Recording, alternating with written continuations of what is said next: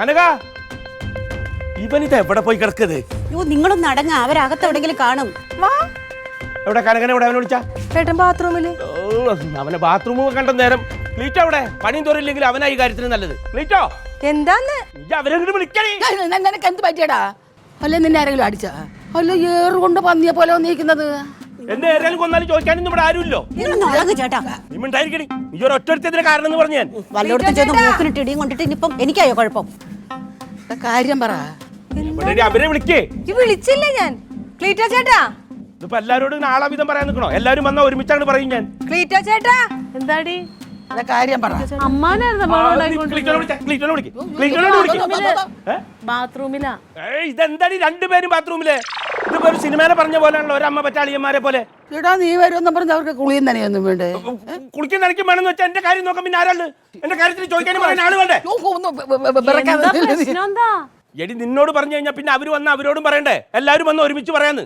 എന്നോട് പറഞ്ഞാ ഞാൻ പറഞ്ഞോളൂല്ല. അപ്പൊ സമയം ലാഭിക്കാല്ലോ. ഈ അവനെ വിളിക്ക്, കാണിച്ചു കൊടുക്കാൻ ഞാൻ അവനെ. അയ്യോ ക്ലീറ്റോ അല്ല, പിന്നെ ഏട്ടനാ. ഏട്ടൻ എന്ത് ചെയ്ത്? അവരല്ലെന്ന്, തോമസ് നമ്മുടെ വീടിന്റെ വടക്കുറത്ത് വന്ന് താമസിക്കുന്നില്ലേ അവൻ. എന്ത് ചെയ്ത്? അവൻ തോമസ് എന്ത് ചെയ്ത്? എന്റെ പൊന്നു കുഞ്ഞെ, അയാള് ബെർമൂട ഇട്ടുകൊണ്ട് നമ്മുടെ മുറ്റത്ത് വന്ന് നിൽക്കുന്നെന്ന്. എനിക്കറിഞ്ഞൂടാ. അവൻ ലണ്ടനിൽ അങ്ങനെ കിട്ടി നടന്നുണ്ടാവും. പക്ഷെ ഇവിടെ നടക്കാൻ പാടില്ല. ഇവിടെ ലുങ്കി കൊടുത്ത് നടക്കണം പറഞ്ഞു ഞാൻ. അത് തെറ്റാ? ലണ്ടനിൽ മാത്രമല്ല, ഇവിടെ കേരളത്തിലെ ഏത് കുഗ്രാമത്തിലും ആളുകൾ അത് തന്നെ ഇട്ടുകൊണ്ട് നടക്കണത്. എടി ബർമുഡ എന്ന് പറഞ്ഞ എന്താ? ബോംബെ എന്ന് വരുമ്പോ ഞാൻ ഇട്ടിരുന്നില്ലേ ബർമുഡ എന്ന് പറഞ്ഞ? എത്ര ഇറക്കം വേണം വേണ്ടേ? ഇത് ഈ വെട്ടിരിക്കുന്നത് എത്ര പോകുന്ന ഒരു സാധനം. അതിന് ക്ലീറ്റോട്ട ഷർട്ട് പോലത്തെ കുറെ പൂവുള്ള ഒരു സാധനം. നമ്മളൊക്കെ ഷെഡീനാ പറയാ അതിനെ. ആ സാധനം ഇട്ടോണ്ട് ഇവള് നിൽക്കുമ്പോ അതിന്റെ അപ്പുറത്ത് കൂടെ അങ്ങനെ ഞെളിഞ്ഞു നടക്കണു. സമ്മതിക്കോ ഞാൻ? എന്റെ പൊന്നു കുഞ്ഞെ, ഒന്നും രണ്ടും പറഞ്ഞ് വഴക്കായി അയാൾ പിടിച്ചൊരു തള്ളു കൊടുത്തു. മൂക്ക് കണ്ടോ? മൂക്കും കുത്തി അങ്ങ് വീണു. നോക്കട്ടെ. എന്നിട്ട് അമ്മാവൻ തിരിച്ചല്ലിയാ? തിരിച്ചല്ലോന്ന് ചോദിച്ചാ തിരിച്ചു തല്ലുന്നത് നമ്മുടെ മാന്യതയ്ക്ക് ചേർന്നതല്ലോ.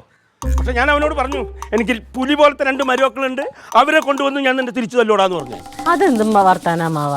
അമ്മാവന്റെ മാന്യതയ്ക്ക് ചേർന്നതല്ലെങ്കിൽ പിന്നെ അവരുടെ മാന്യതയ്ക്ക് ചേർന്നാണോ തിരിച്ചല്ലുന്നത്? അല്ല എന്ന് പറഞ്ഞാ മാന്യതയ്ക്ക് പറ്റിയതല്ല.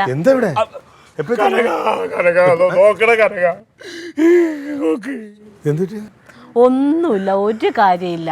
ഇവരുടെ അയൽവക്കത്ത് തോമസ് ഇല്ലേ, തോമസ് അമ്മാവനെ പിടിച്ചൊന്ന് തള്ളിട്ടു മൂക്ക് കുത്തി വീണാണ്.